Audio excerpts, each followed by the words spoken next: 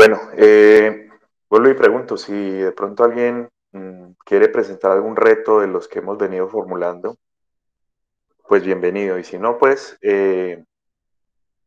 arrancaríamos la clase, que como pueden ver ahí en la diapositiva, pues hoy trata sobre correlación de señales.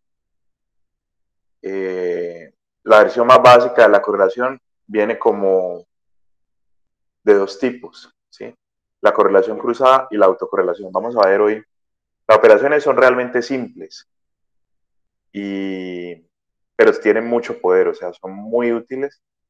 Y a partir de esas operaciones básicas se han desarrollado otros métodos. Yo les cuento, pues, por ejemplo, el tema de la correlación de fase, que lo trabajó una chica de la maestría eh, en una tesis que era medir velocidad de fluidos por medio de imágenes.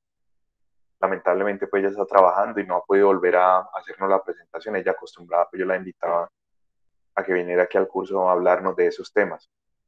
Entonces, como les digo, hay unas versiones básicas de lo que es la correlación, correlación cruzada y autocorrelación, y a partir de ahí pues empieza a haber un montón de métodos asociados pues a la comparación de señales. Es que finalmente este tema de correlación se refiere a eso, ¿no? A comparar el parecido relativo, calcular el parecido relativo que existe entre un par de señales. Y eso se puede extrapolar incluso a señales de dimensiones espaciales como son las imágenes. Uno puede hacer correlación de imágenes. Al final de la clase estaremos viendo un par de ejemplos de eso.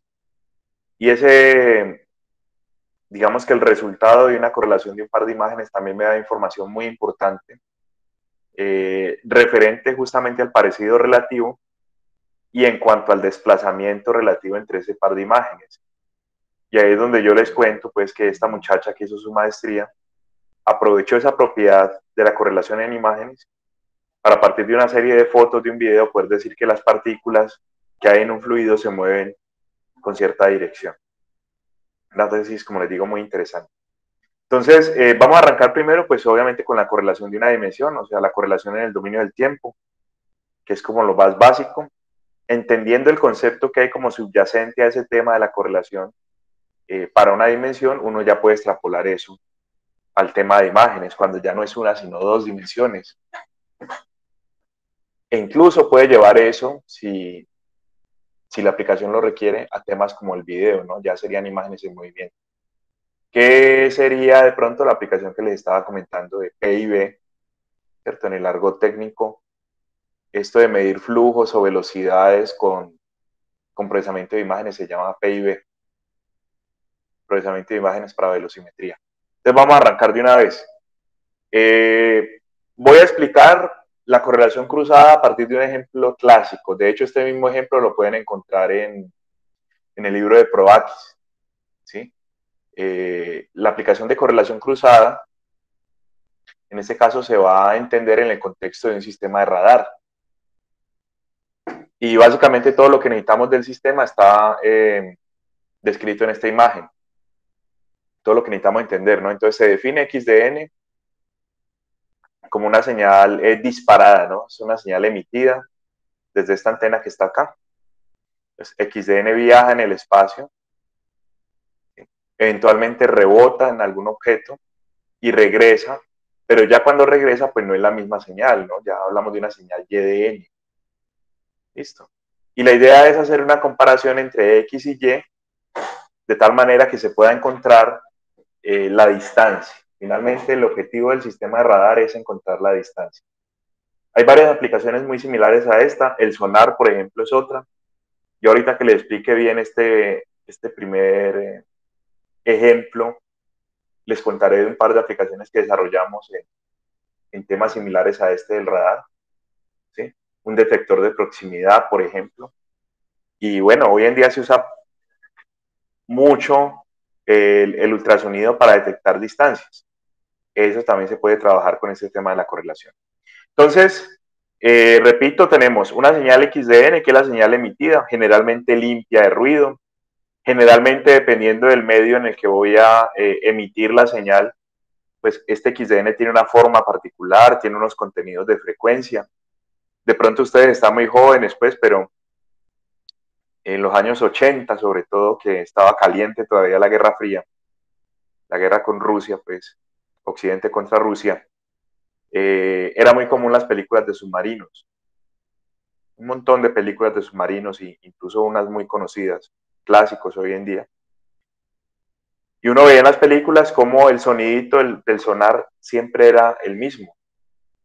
Sí, es como un sonido característico. ¿Por qué? Porque en ese ambiente de agua salada, pues hay unas frecuencias, hay unas formas de onda que se propagan más. ¿Sí? Entonces, eso ya estaba identificado de manera empírica y lo que hacían o lo que hacen los submarinos es simplemente pues, aprovechar esas formas de onda que están identificadas, esos contenidos de frecuencia, y siempre la señal que se dispara pues tiene, repito, como una forma característica, ¿sí? Un contenido característico. Pues XDN es la señal que se dispara, que se emite, ¿sí? Y YDN vendría a ser la señal que se recibe. La pregunta ahí es, ¿qué relación hay entre Y y X? Para esto hay un montón de modelos, o sea, no hay un modelo único. Acuérdense pues que el modelo es como una versión que uno quiere manejar un poco analítica de lo que está pasando en la realidad. Entonces el modelo no tiene por qué ser exactamente lo que ocurre, ¿cierto? Pero en los modelos, pues el más simple sería aquel que considera tres efectos, ¿sí? YDN se diferencia de XDN por tres cosas. Entonces aquí están los efectos, ¿sí? Está resumido. YDN sería igual a alfa, XDN menos D mayúscula más W sub N.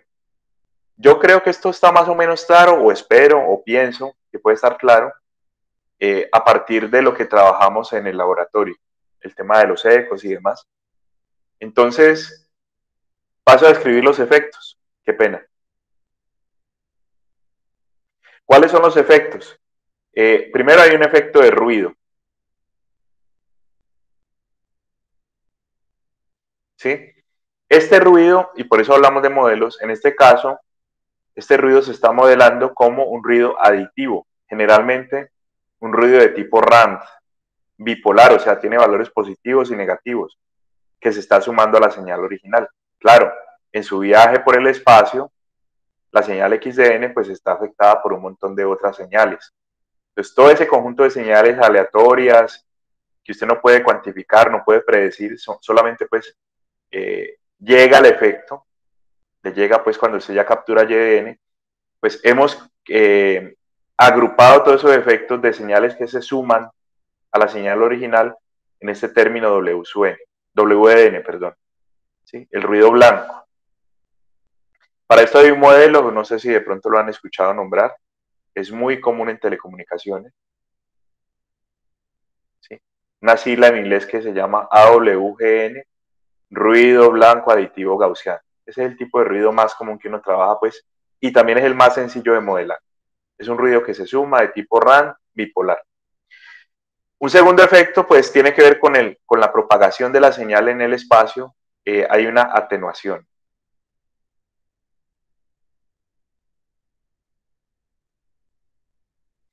La señal recibida obviamente es más débil que la señal que transmitió originalmente porque en el caso de las señales de RF, por ejemplo, de radiofrecuencia, o las señales de sonido, hay un efecto de atenuación que trabaja con el cuadrado de la distancia. Este semestre puse un problema de esto similar a un radar en el laboratorio de posgrado, ¿sí? Y ellos tuvieron que modelar este tema de la atenuación, la tuvieron que trabajar pensando en qué distancia vamos a manejar, ¿cierto? ¿A qué distancia estamos hablando de audio en ese caso? ¿A qué distancia está la persona que escucha, por ejemplo, de la fuente de sonido? Y en ese caso, pues se puede calcular un alfa, es decir, cuánto se atenúa el audio dependiendo de la distancia. Y hay un tercer efecto que es el más importante para mí, ¿sí? Que es un efecto de retardo.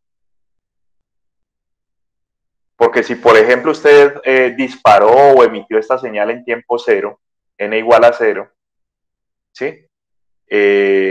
Obviamente YDN pues no va a tener ese contenido de señal en tiempo cero. ¿Por qué? Porque a YDN le toma un tiempo, o a la señal le toma un tiempo ir hasta el objetivo y volver. Y de ahí de ese D mayúscula, de ese delay, de ese retardo que se genera, es que uno infiere la distancia. Por ahí está la clave. Los otros dos efectos son indeseables. Hay algunos sistemas que se basan en la atenuación, pero son muy imprecisos. Son bastante imprecisos porque esa atenuación pues, puede deberse a otros factores diferentes a la distancia.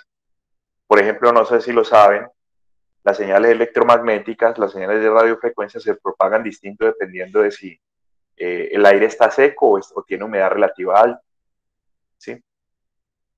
En una aplicación muy similar a esta, pero pues, en otro contexto, cuando uno va a hacer detección de rayos de descargas, pues este también es un criterio, ¿no? Con qué energía se percibe, se captura la señal proveniente de la descarga, ¿no? Podría pensar con ese cálculo de atenuación o de energía que trae la señal, se puede inferir a qué distancia cayó, ¿sí? Pero nuevamente en ese contexto de los rayos de las descargas eléctricas es muy impreciso el método. Y más bien en ese contexto también se busca trabajar un tema de tiempos que es un poquito más preciso. Entonces hay métodos de detección de descargas basados en tiempo y aparentemente pues es como lo más preciso si uno no se quiere complicar mucho la vida. Entonces, ahí tenemos los tres efectos. Repito y enfatizo que el tema es el delay, o sea, el retardo sería calcular cuántos valores de tiempo discreto le tomó a la señal ir desde la fuente, que es la antenita, rebotar en el objeto y regresar. Si usted tiene claro ese valor del delay, ese valor de delay que es un entero, repito, ojo con esto que es bien importante, esto es un número entero, por ejemplo un 250, se dice, no, le tomó 250 periodos de muestreo. Usted puede con ese valor de delay convertir eso en tiempo y el tiempo lo puede convertir en velocidad, perdón, en distancia, ¿sí? Entonces, básicamente el tema de los sistemas de radar es encontrar ese valor de retardo. Ahora sí puedo introducir aquí el concepto, ¿no? Vamos a ver un videito, yo lo tengo ahí para que lo genere incluso con MATLAB. Lo miramos ahorita, en el cual se va a calcular la correlación cruzada entre la señal X y la señal Y. Ese es como el objetivo. Entonces, hay varias cosas por decir ahí, ¿cierto? Correlación cruzada entre X y Y. Cuando uno hace una correlación cruzada, se hace obviamente entre dos señales. El resultado es una tercera señal. Listo. La correlación cruzada ocurre entre dos señales y el resultado es una tercera señal. Pero en esa tercera señal, el dominio ya deja de ser el tiempo. Y yo aquí quiero hacer notar un error que cometí a la hora de generar el video. Y tengo que volverlo a hacer. Sino que MATLAB procesando video es lentico. Entonces, pues tocaría dedicarle un ratico pues a la generación del video. Este tiempo que está aquí no es un tiempo continuo, ¿no? No es una variable t, sino n, para que lo tengan en cuenta. Entonces, originalmente, pues la señal x depende de n, la señal y también depende de n. Mire que los valores de tiempo son valores enteros. Estamos hablando de la muestra 0 hasta la muestra 1000, por ejemplo. ¿Sí? Entonces, miren cómo de esta correlación cruzada entre x y y, el resultado sería esta tercera señal que aparece acá. Pero ese valor de correlación cruzada o esa respuesta o ese resultado está en términos de una variable L, o sea, ya no es n como tiempo, sino L. Y esa variable L representa un desfase. ¿Sí? La correlación se presenta siempre en términos de un desfase, ya no directamente tiempo, sino un desplazamiento, un desfase. Entonces, ¿cuál es la idea? Pues primera idea, la correlación cruzada ocurre entre un par de señales, se genera una tercera señal, pero esa tercera señal no depende directamente del tiempo, sino del desplazamiento o del desfase relativo. ¿Sí? ¿Cuál es la idea? Comparar el parecido relativo entre X y Y para diferentes valores de L, es decir, para diferentes valores de desfase. Aquí hay una fotico que tomé del video, ¿sí? Aquí está X, aquí está la Y, ya viene desplazada, de hecho, ¿sí? Aparentemente, pues uno analiza las formas de onda, esto tiene como ruidito, ¿cierto? Ahí está el efecto del ruido. No está limpia del todo la señal, pero uno sí puede percibir a simple vista que hay un buen parecido entre esta señal que se emitió, este sería el pulso que se emite, que se dispara hacia el objetivo, y este pedacito de la señal por acá, ¿cierto? Esto ya se destaca, ya no parece ruido, más bien parece una copia un poquito más pequeña, atenuada, de lo que está ocurriendo con la X, ¿sí? Entonces, debe ser claro que si yo eventualmente empiezo a mover esta segunda señal Y a la izquierda, es decir, la empiezo a adelantar, ¿sí? Si yo empiezo a mover esta señal Y a la izquierda, eventualmente va a haber un parecido muy bueno, ¿no? Porque pues la X original era esta y la forma de onda aquí, en este momento, es esta.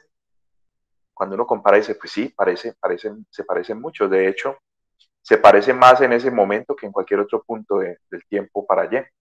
Entonces, debe ser claro, pues la idea es ir haciendo desplazamientos de Y, ir haciendo movimientos en el dominio de Y, a ver en cuál de esos desplazamientos, en cuál de esos valores de L, el parecido entre X y Y es máximo. Eso es lo que hace un sistema de radar. Empieza a moverme aquí la señal Y a ver cuándo tenemos un parecido máximo. Yo voy a parar allí en ese punto porque eso es lo importante para entender aquí, ¿sí? La correlación cruzada mide el parecido relativo entre un par de señales para diferentes valores de desplazamiento. ¿Alguien quiere preguntar algo? ¿Eso está claro? Ahora, ¿cómo lo mide? Yo ahorita les doy la fórmula y todo, pues, y no tiene tampoco mucha ciencia, pero sí necesito que quede claro eso. Va a haber un momento, repito, perdón, que acabo de darle la palabra, pero voy a repetir una cosa. Va a haber un desplazamiento de Y que haga que este pedacito de la señal que estoy señalando quede debajo aquí de esto otro que fue lo que se disparó, lo que se emitió, y en ese momento cuando este pedacito está aquí debajo podríamos decir, allí el parecido es muy bueno, o sea, las señales se parecen mucho.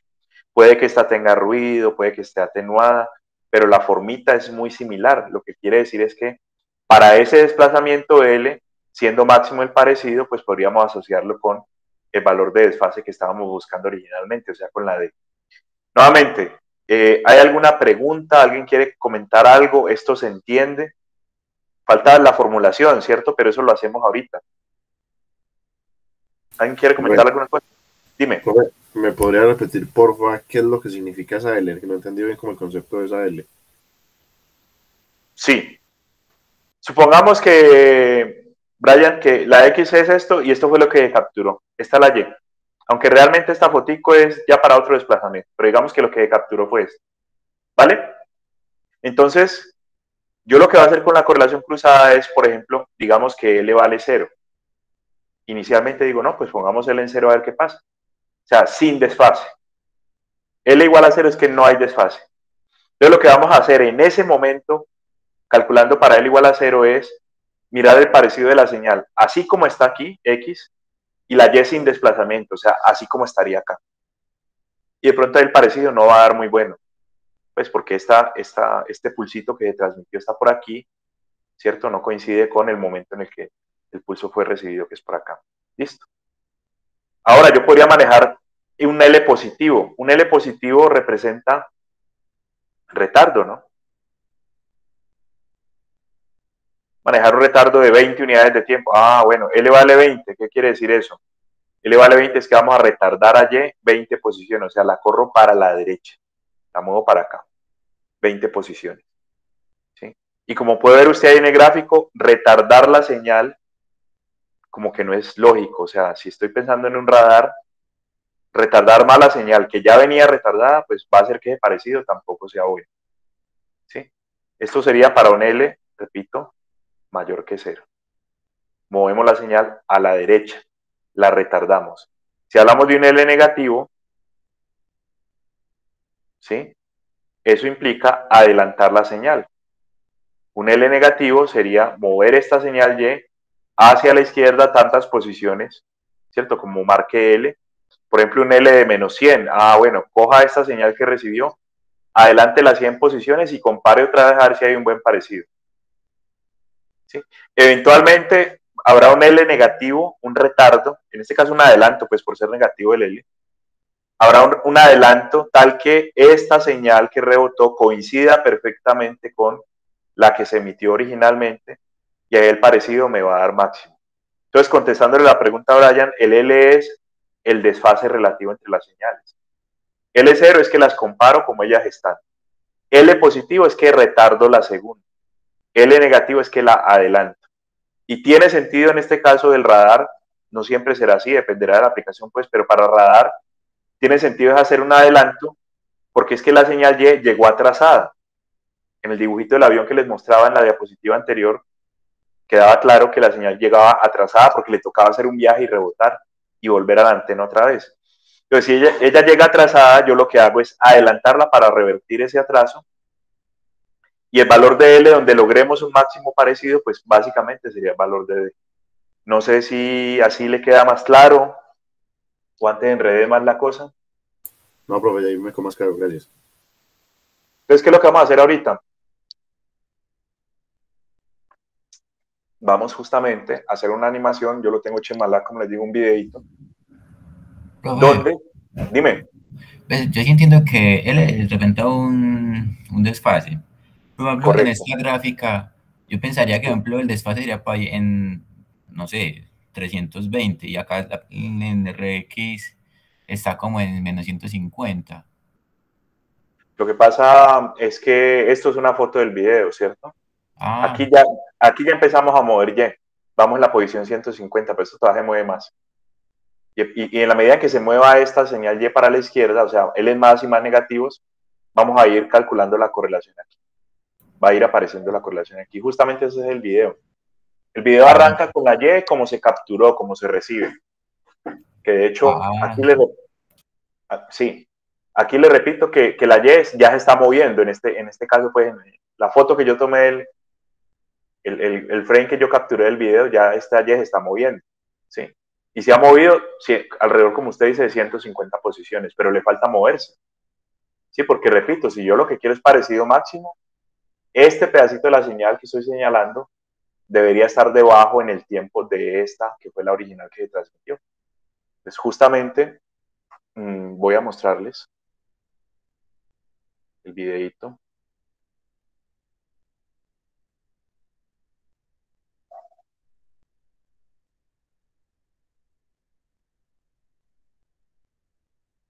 Entonces, como les digo, ahí está la señal X, X de N, recuerden pues, yo le puse T, pero realmente es N. La señal recibida, pues, va a aparecer ahí. En teoría yo la tengo completa, pero yo creo que ustedes lo tienen claro.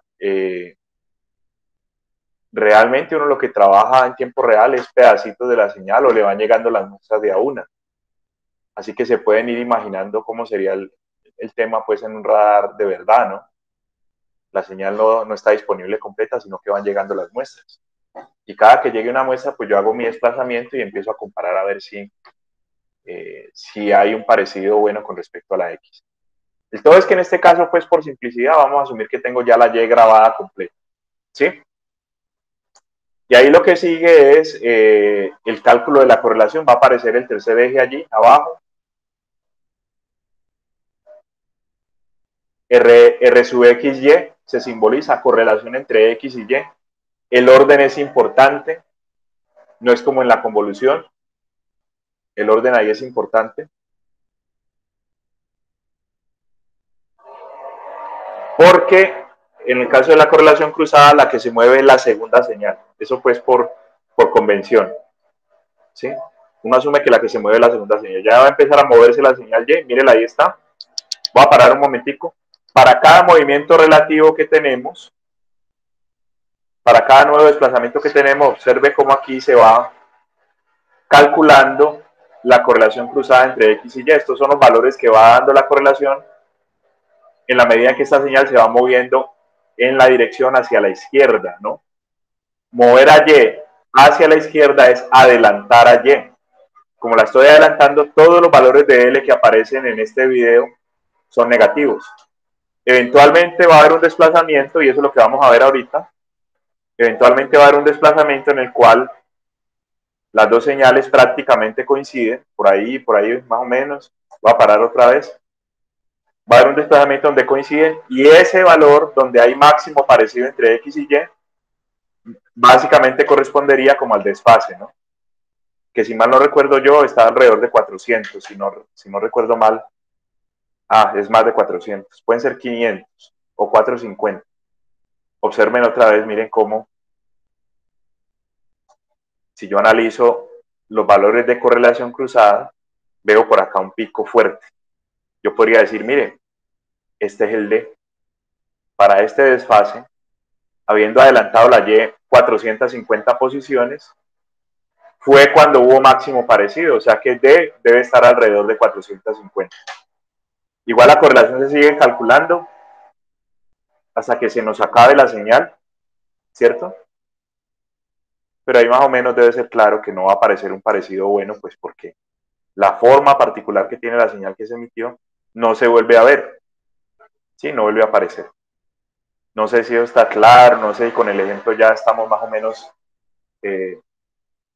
entendidos en cuanto a cómo se usa la correlación para estimar la distancia al objeto.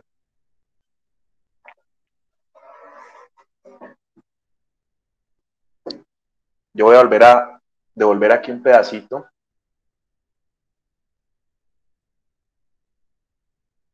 Otra vez, ¿cierto? Dejémoslo que corra completo. Cada movimiento de la señal Y a la izquierda es un desplazamiento negativo, un adelanto. Por ahí en alguna parte ya da el pico, ¿no? Cuando se parecen mucho. Y la posición o el valor de L que corresponde con ese pico, pues simplemente representa el desfase que es necesario para que las dos señales se parezcan mucho, o el desfase en el cual las dos señales tienen máximo parecido. ¿Cuál es la operación que hay que hacer para poder calcular la correlación? Yo voy a preguntar una cosita primero y a ver si ustedes me ayudan, porque pues, por ahí va la respuesta. ¿A qué se les parece esto? Mire, hay que dejar una señal fija, ¿cierto? Se deja una señal fija, se empieza a mover la otra, y al final lo que tengo es un tercer vector como resultado. ¿Qué operación hemos hablado aquí en clase que se parezca? La convolución, gracias Víctor. Eso es prácticamente una convolución. Hay una pequeñita diferencia que ahorita la pregunto, pero básicamente les cuento.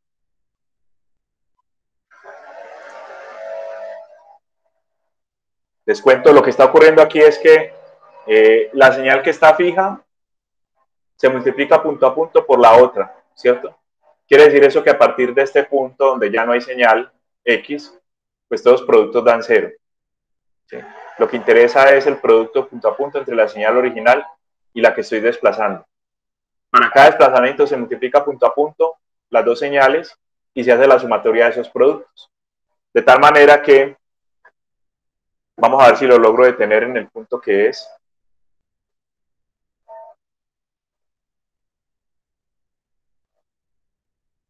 Por ahí. Ahí. Este es.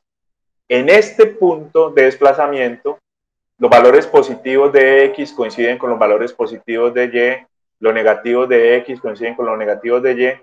En este punto en particular, según lo que dice la animación, el resultado de esos productos a la hora de sumar da máximo.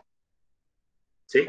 Multiplico X con Y punto a punto y hago la sumatoria de esos productos, ahí tenemos una coincidencia perfecta. Entonces, no voy a tener un problema de que se cancelen términos ni nada, porque cuando aquí es negativo, aquí también lo es. Entonces, por eso es que tenemos un pico máximo acá.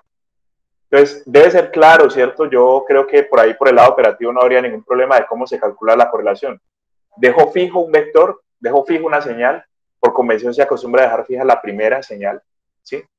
Y a la Y o a la segunda señal la adelanto o la atraso en función del L que quiero calcular, o sea, qué desplazamiento le quiero dar a la señal Y, ¿sí? Y para cada desplazamiento distinto se multiplican punto a punto la X con la Y y se hace una sumatoria de los valores o de los productos parciales. Ese es el método, eso no tiene pues como mucha ciencia.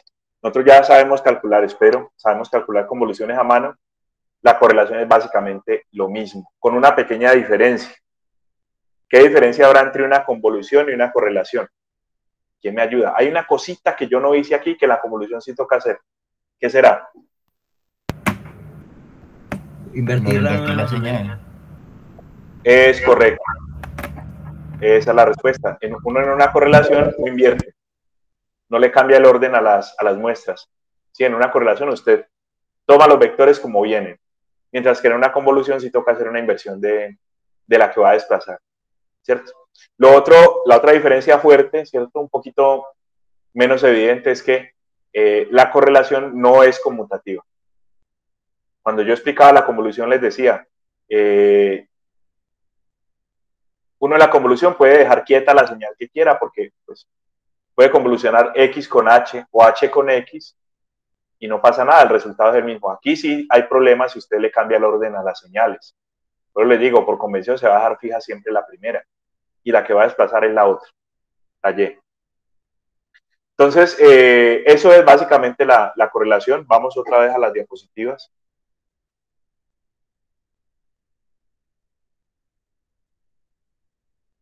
¿Cómo se calcula la distancia luego de tener calculado el D? ¿Cierto?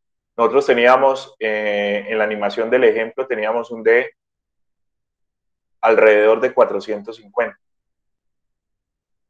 ¿Listo? ¿Cómo calculo a partir de ese D el valor de distancia?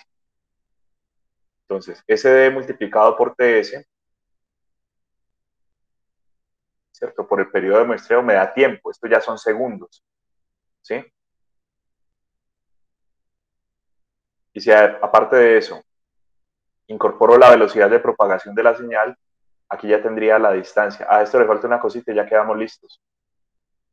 La distancia es igual. ¿Qué le falta a esto? El tiempo por la velocidad da distancia. Falta una cosa. ¿Quién me ayuda?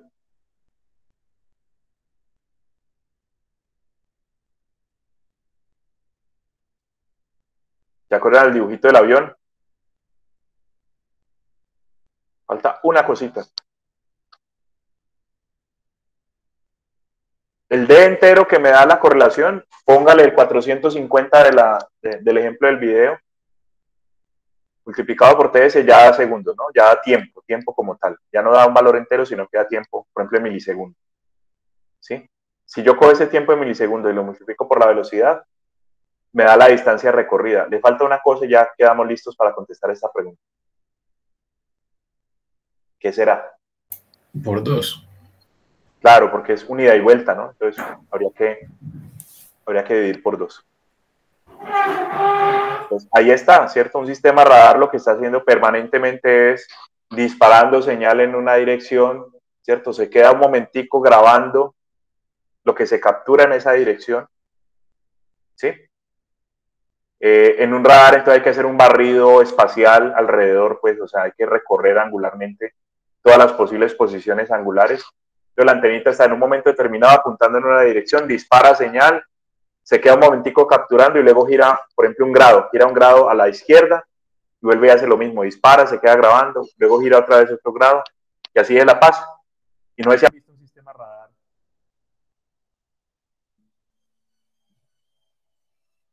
No sé si han visto un sistema radar funcionando. Uno ve el barrido en la pantallita del radar, uno ve el barrido que está haciendo angularmente, ¿no? Va haciendo un recorrido alrededor de la antena.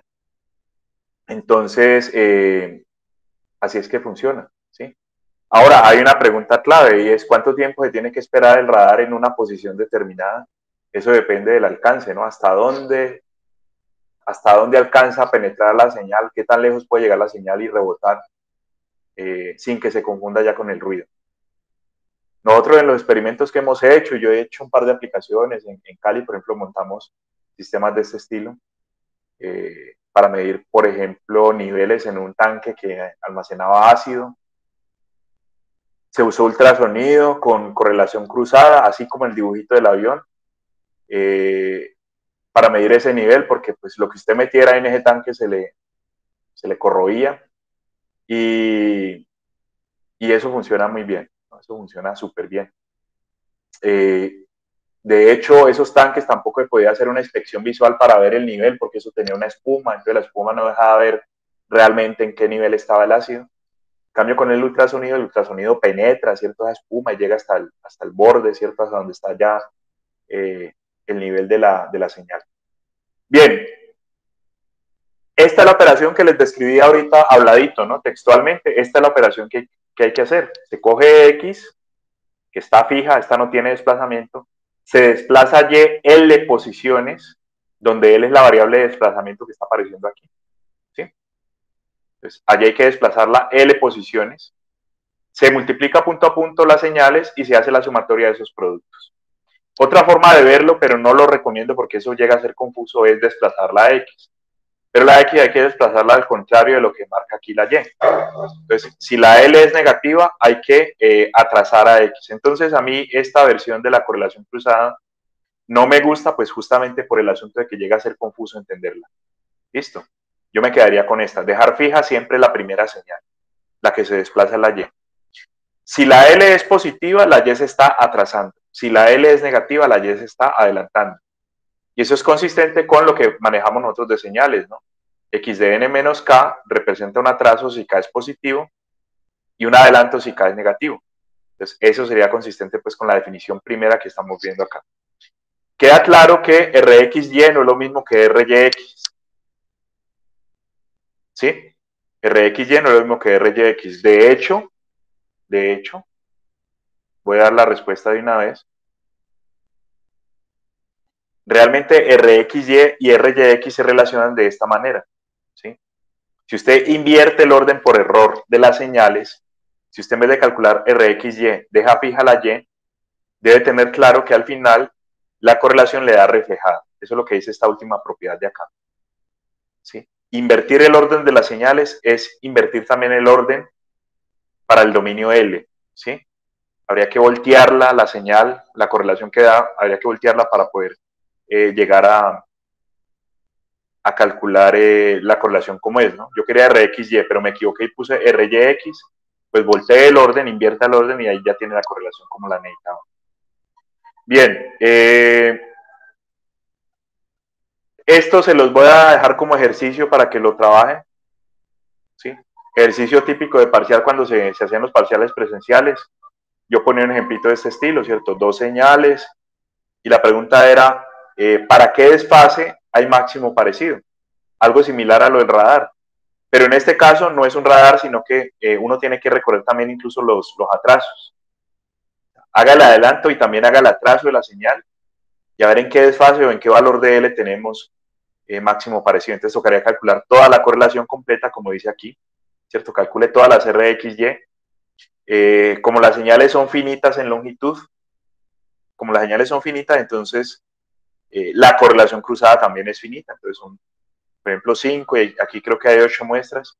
Eso da 12 resultados, o sea, el vector de resultado tiene 12 muestras. Y ahí básicamente lo que habría que preguntarse es,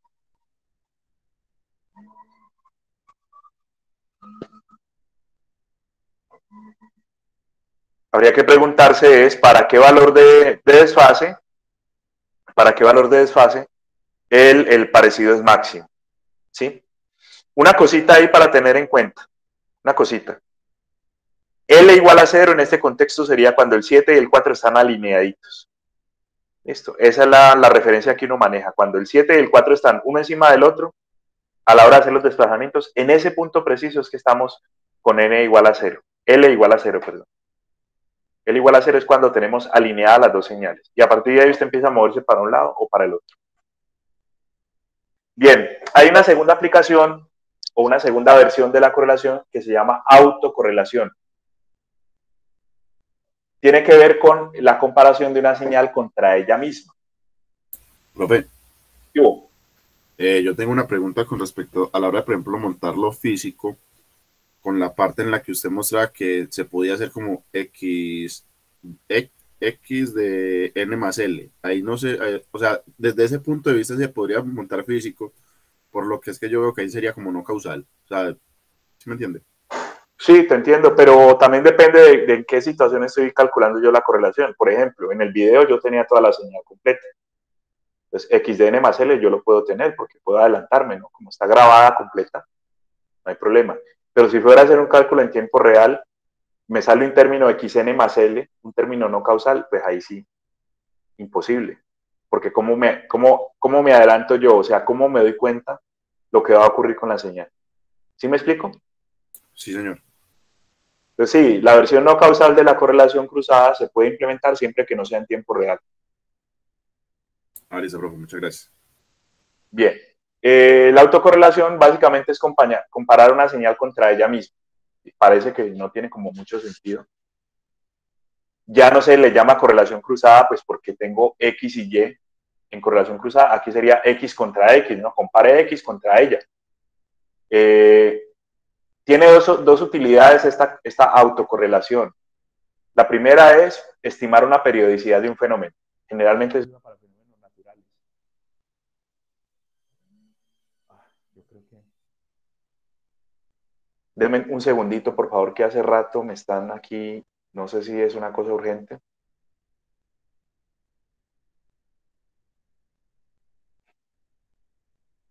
Un segundo, por favor.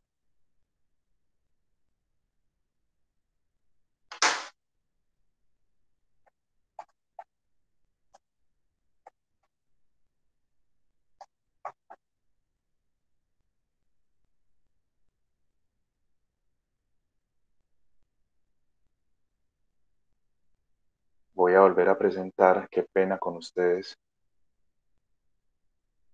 Pero no sé si se escucha que cada que me timbran acá baja el volumen del micrófono. ¿Sí se escucha así o no?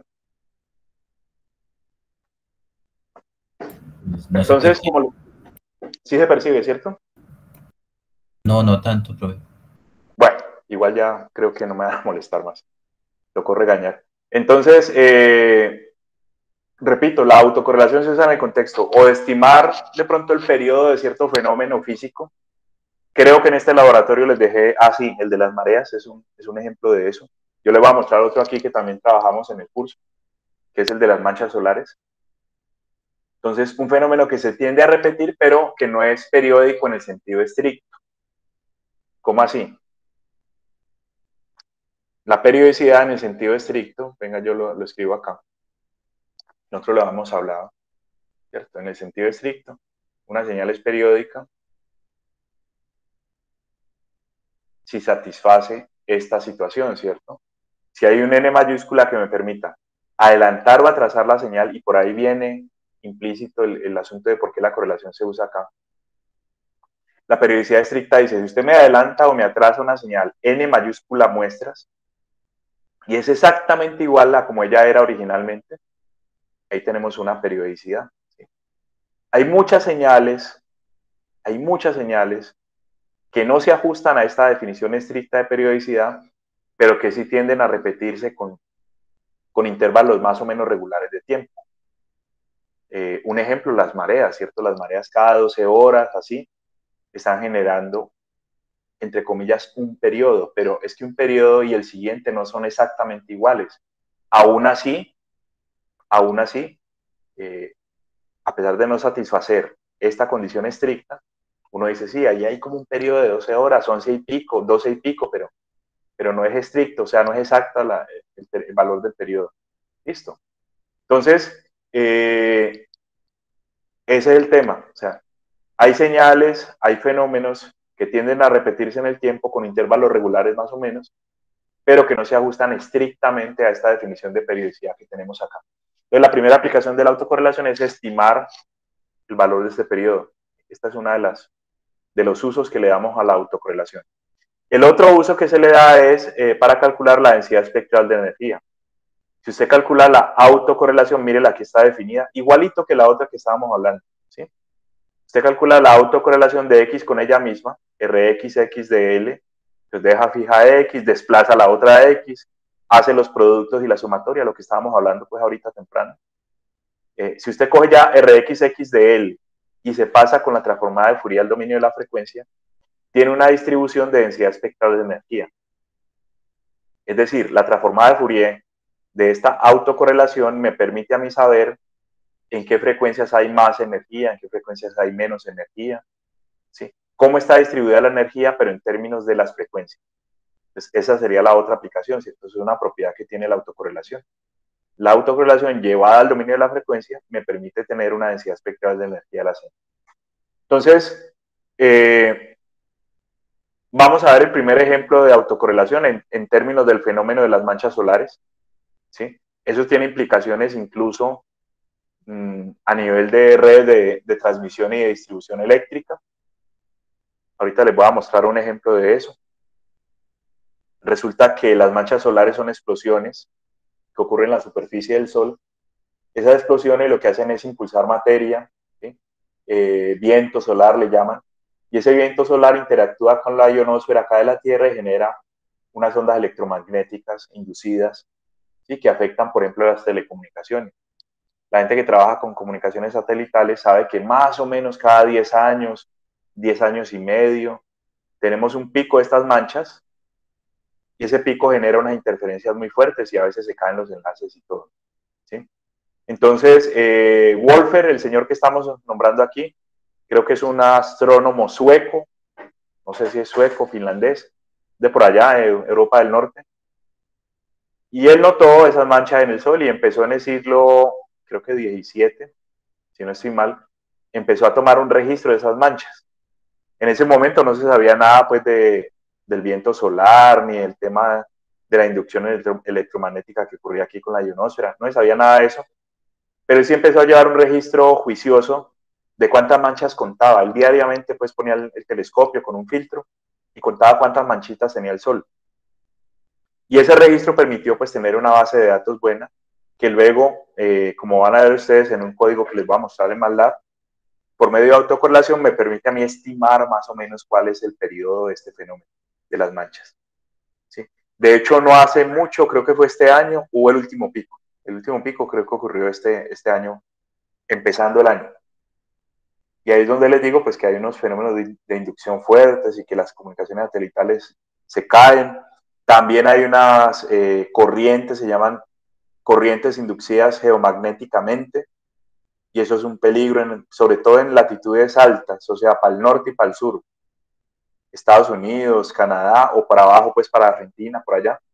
Esas GIC, esas corrientes inducidas geomagnéticamente, llegan a ser fuertes y pueden afectar las protecciones y hasta dañar, ¿cierto? Hacer daños en redes de transmisión, sobre todo. Las GIC, por ejemplo, se pueden generar entre la máquina eléctrica, por ejemplo, el transformador y tierra, o entre torres de distribución, entre torres de transmisión.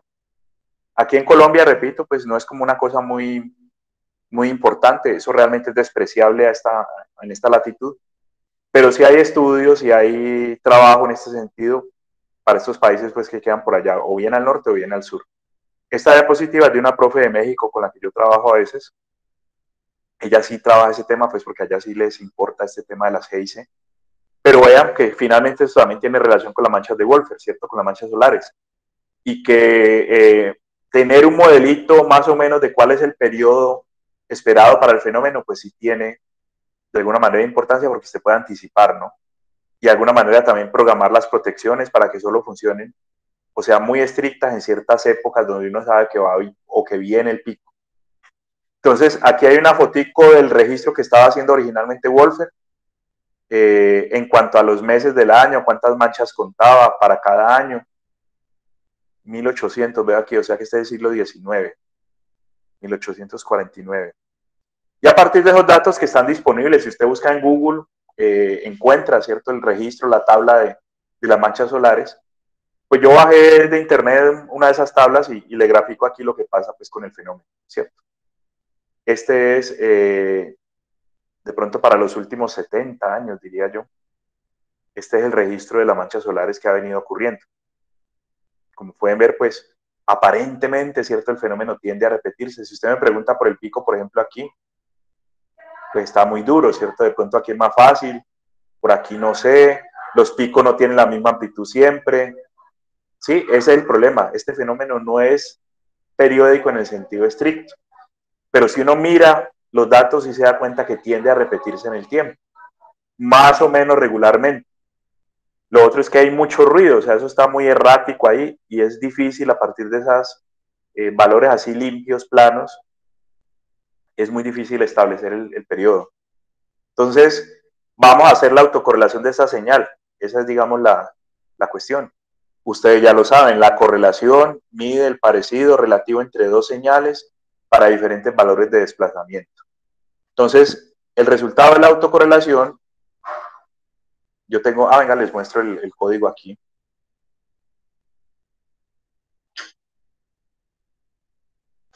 Yo tengo aquí un programita en MATLAB que coge y abre el archivo.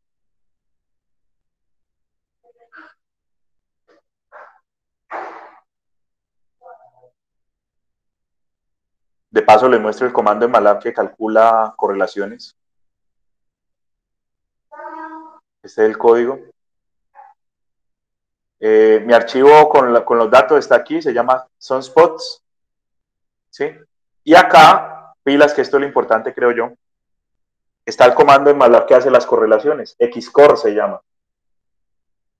Y es el mismo comando, tanto para correlación cruzada como para autocorrelación. Si usted a Xcore le pasa un solo vector, MATLAB entiende que es autocorrelación. Aquí en este caso estamos haciendo autocorrelación de data, donde data se capturó o se leyó de allá del archivo. De la línea 3 a 5 está haciéndose la lectura de la información. ¿Sí? Entonces, si usted le pasa a Xcore un solo vector, se entiende que es autocorrelación. Si usted le pasa dos vectores, se entiende que es una correlación cruzada entre una señal y la otra. ¿Sí? Y se calcula tanto la correlación, que queda guardada aquí en R, como los desfases relativos para los cuales se hizo la correlación. Pero al final se hace una gráfica de L contra R. A ver, yo busco dónde la tengo aquí. Ahora, aquí está. Esta es la gráfica de correlación, ¿sí? L lo divido entre 12 porque yo quisiera ver es en el eje de desplazamiento en términos de años, ¿sí? Y esos datos vienen mensuales. Entonces, la variable de desplazamiento la divido por 12 para poder manejar años, ¿no? Ver desplazamiento en términos de años. Cuando uno corre eso, el resultado es... Este es el conjunto de datos original. Y este es un zoom porque realmente la correlación es mucho más amplia, ¿sí? Este es un zoom alrededor de 0. Mira, aquí está L. Aquí está L. Y pasa lo que ya les había comentado, ¿no? Si uno se para en los picos, entonces, el primer pico, el principal, siempre, esto es una propiedad que tiene la correlación, la autocorrelación siempre tiene un pico, el máximo, en 0.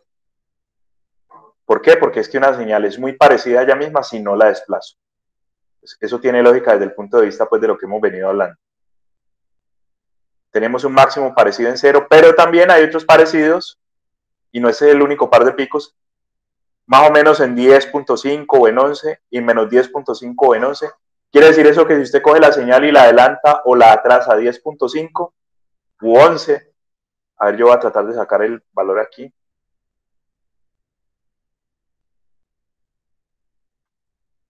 No me lo grafica. Bueno, si esto está como en 11, 10 y pico. Quiere decir eso que si usted adelanta o atrasa la señal 10.5 años, también hay un parecido bueno. Entonces, por ahí está la pista de cuánto es el periodo estimado, ¿no? Para este fenómeno, el periodo es más o menos 10 años y medio, 11 años, más o menos. ¿Sí? Y eso lo vamos a ver en la diapositiva, que aquí sí hice las marquitas. Esta es la autocorrelación completa, completica. Yo le hago el zoom y mire que el pico me está dando en 10.4. Otra propiedad de la autocorrelación que no mencioné, no sé si la oyeron, es que es simétrica con respecto al origen. Como es la comparación de una señal contra ella misma, da lo mismo adelantar o atrasar la señal. Para ambos lados el comportamiento es el mismo. ¿Sí?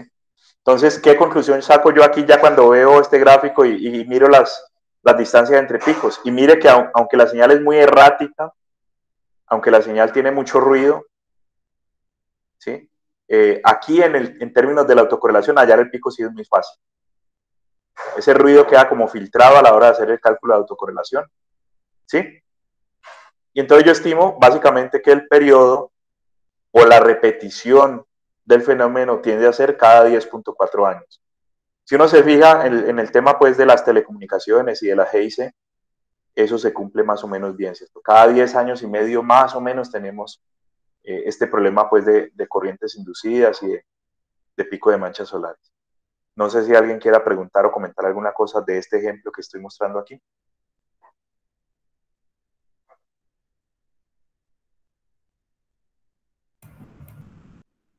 No creo, profe, creo que quedó muy claro, muy chévere. Bueno, gracias. Algunas propiedades de la autocorrelación es simétrica. Ahí está, ¿cierto? Para el lado positivo y para el lado negativo es exactamente lo mismo. La energía de una señal es la autocorrelación evaluada en 0, otra propiedad. necesita calcular la energía de una señal, vaya y evalúe o mire cuánto vale la autocorrelación en cero, o sea, cuando no hay desplazamiento. Tiene sentido, lo voy a escribir acá, tiene sentido porque la energía de una señal se calcula como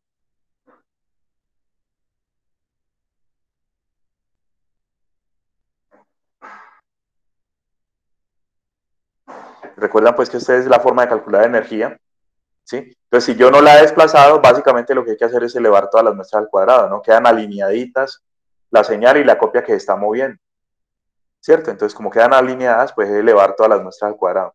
Entonces, la energía de una señal es la autocorrelación evaluada en cero. Siempre será la autocorrelación evaluada en cero mayor o igual que todas las otras autocorrelaciones. O sea, siempre el pico más grande estará en cero, y que es igual a la energía. Y la correlación cruzada siempre será menor o igual que el promedio geométrico de las energías, básicamente lo que dice esta última propiedad.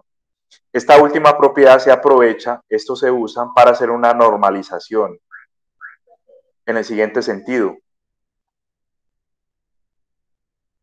A veces en un sistema sonar, volviendo pues al ejemplo inicial de la clase de hoy, a veces en un sistema sonar tenemos condiciones ambientales que hacen que la energía con la que rebota la señal que voy a capturar cambie.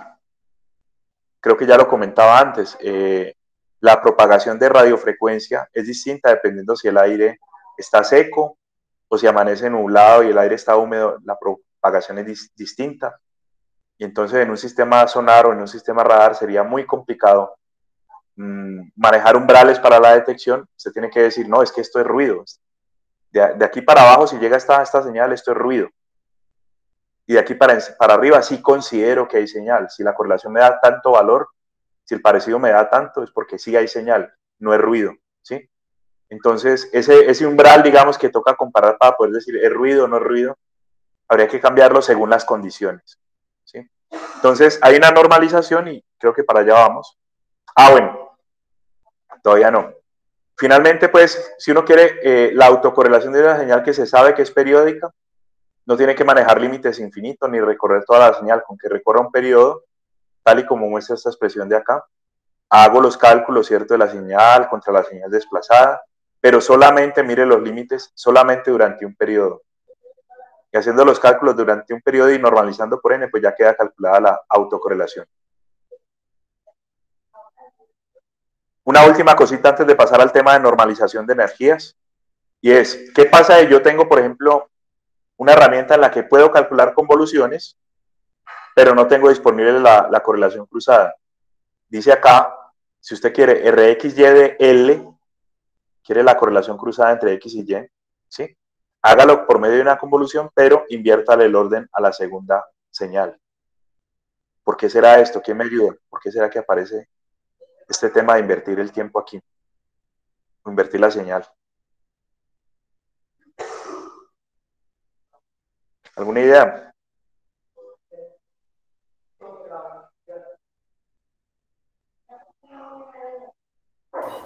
No sé, porque la convolución ya es invertida, entonces ahí la vuelve a invertir.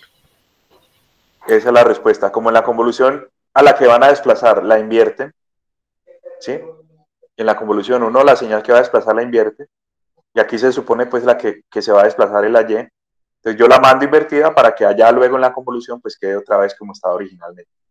Entonces, este es el truquito para calcular correlaciones en términos de una convolución, ¿sí? Entonces, ahora sí viene lo que les estaba diciendo, ¿no? Hay situaciones en las cuales la precisión de pronto del sistema depende de la energía con la que llegue la señal. Entonces uno dice, bueno, va a montar un sistema sonar, es decir, un estimador de proximidad basado en sonido. Emito una señal, capturo con un micrófono, ¿sí?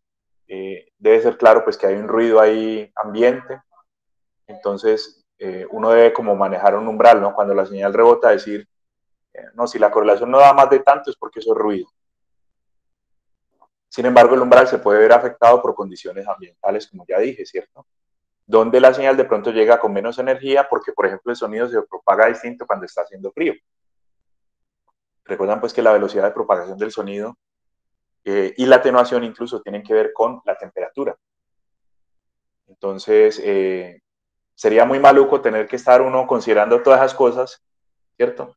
Para poder hacer una compensación de que es que hoy llegó la señal un poquito más débil, mañana va a llegar la señal en la medida un poquito más fuerte. Entonces, conviene normalizar la correlación, ¿sí? Y la normalización se hace en términos de la energía de las dos señales, tanto la que uno transmite como la que está recibiendo a la hora de pronto de una aplicación de radar o de sonar. Entonces, esta es la expresión, básicamente. Una correlación normalizada se simboliza como ρ XY de L, en la misma correlación cruzada que habíamos descrito al principio de la clase, pero dividida por el promedio geométrico de la energía de X y la energía de Y. ¿Sí? Entonces, necesito conocer la energía de X, necesito conocer la energía de la señal que rebotó, por ejemplo. Hago el producto y saco raíz de eso. Y recuerden que las energías se pueden calcular como autocorrelaciones evaluadas en serie. Entonces, esta es la formulita que van a ver ustedes en el libro para correlación cruzada normalizada. Se normaliza en términos de las energías, porque si de pronto hoy tengo cierta temperatura y la señal de audio rebotó y viene con una energía determinada, pues este término RY0 me permite compensar esos efectos a la hora de estimar la proximidad, y el umbral que yo puedo manejar es fijo, ¿no? En este caso podría manejar un umbral fijo a la hora de comparar si la correlación es lo mínimo necesario para considerar que la señal rebotó.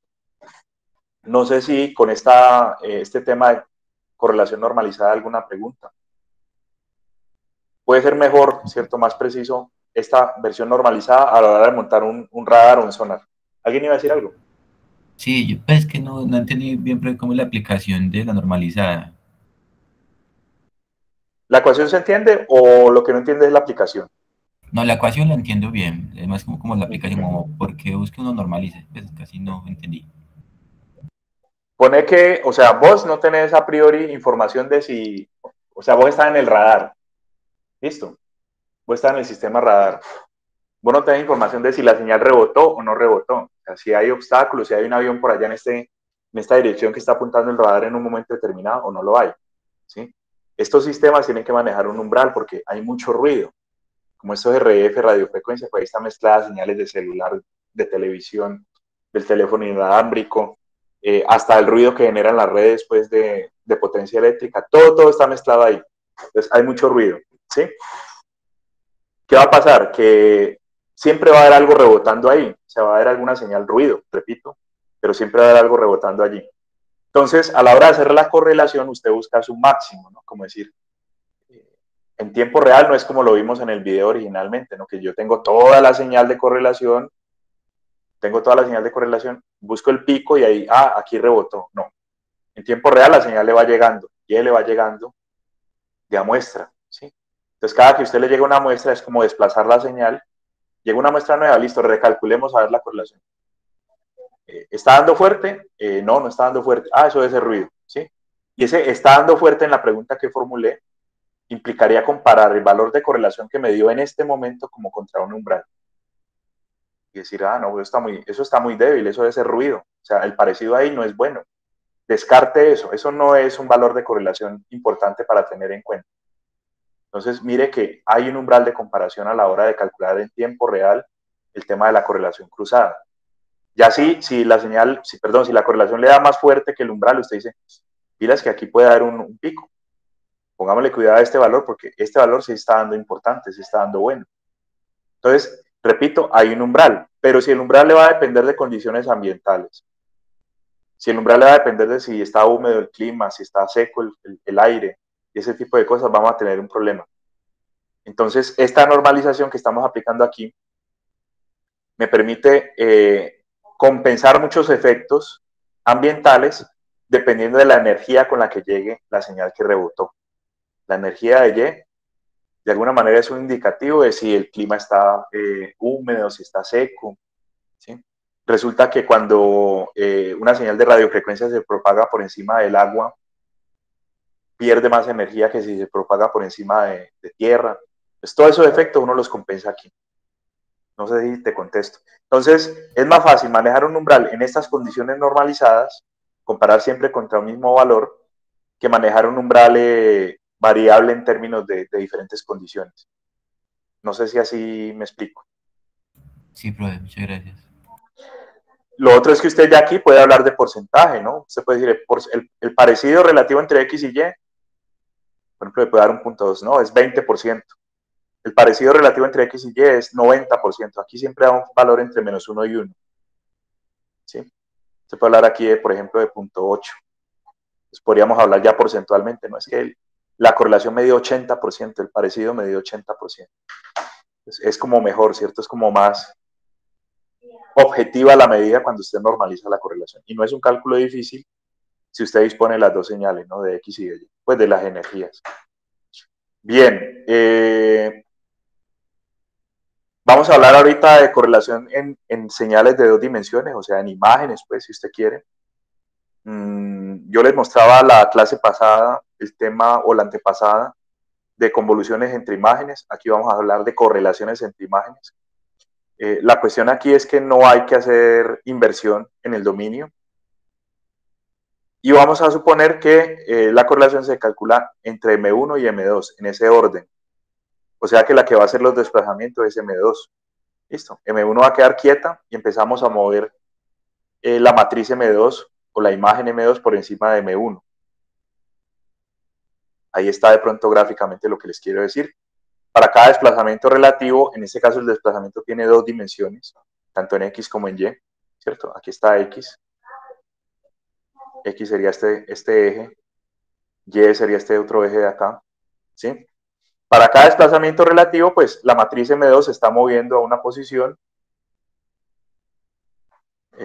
Se hace el producto punto a punto entre lo que esté cubriendo M2 en ese momento, pues en este caso, el 8 cubre al 1, este 1 está cubriendo al 8, este 6 está cubriendo al 15, el 5 cubre al 14, ¿sí?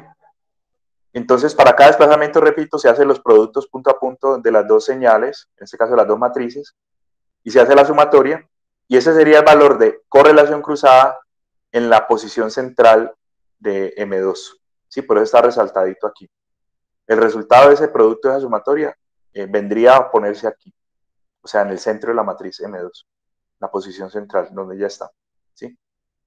Me explico mejor. Esta es la matriz M1, está quieta. Esta es la matriz M2, se está moviendo, ¿cierto? Por encima de la otra. El resultado sería una tercera matriz, ¿sí? Para este caso particular que está resaltado aquí, en esta posición del resultado es que iría la sumatoria de los productos individuales. Yo no le veo pues así como mucha ciencia a eso, pero igual voy a parar y si alguien quiere preguntar algo, comentar algo del proceso, yo creo que ahí no hay mucho rollo.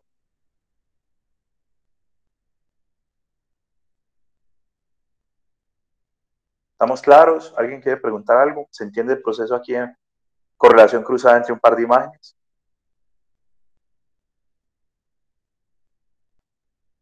Bien, asumo pues que no hay tanto problema con esto. Hay un problemita, sí, de pronto hay un asunto que toca tener en cuenta, y es que la correlación cruzada funciona mejor si las señales son de tipo bipolar. Creo que esto ya lo habíamos discutido cuando se presentó el primer laboratorio, pero vuelvo y lo menciono. Cuando las señales tienen valores positivos o negativos, ¿sí? Cuando el rango de valores que posible queda aquí para los píxeles, en ese caso, es positivo y negativo, la correlación trabaja mejor porque hay algunos productos de estos que restan. O sea, si hay un píxel muy oscuro, digamos que es negativo, y hay uno muy clarito que es positivo, a la hora de la suma restan, ¿cierto? Porque este producto daría negativo y le quitan al valor de correlación cruzada, que es la suma de todos esos productos individuales. Eso en términos prácticos, ¿qué significa? Que si yo dejo que los píxeles tengan valores negativos también acá, la correlación es más efectiva mirando las diferencias, ¿sí? Y es más efectiva acumulando los parecidos. En ese sentido, por ejemplo, la ayuda del MATLAB lo recomienda. Cuando uno va a hacer operaciones de correlación entre imágenes, sí sería bueno que ese rango de 0 a 255, que es el normal que manejan las imágenes, se convierta en un rango bipolar. Porque es mucho más efectiva la correlación midiendo el parecido, repito, si las señales son bipolares. No sé si eso está claro. Profe, ¿y qué quiere decir que sea bipolar? Que tenga un rango distribuido simétricamente alrededor de cero. Mire que de 0 a 255 no hay bipolaridad, ¿cierto? Eso es un rango unipolar. Todos los valores de rango de la señal en una imagen son positivos o cero, ¿sí? Y por lo que he comentado ahorita, pues yo quisiera que algunos de esos productos resten.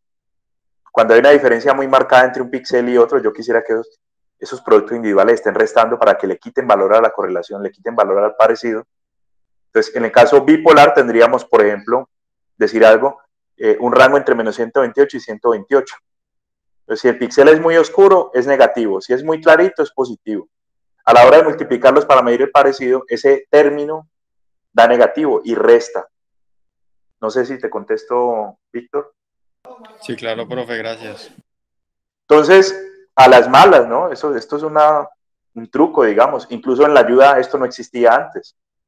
Esto ya era como una cosa pues que se sabía empíricamente, pero ya hoy en día la propia ayuda del MATLAB, esta imagen está tomada de la ayuda del comando XCore 2, que es el comando que maneja MATLAB para correlaciones en 2 dimensiones, que se usa para imágenes.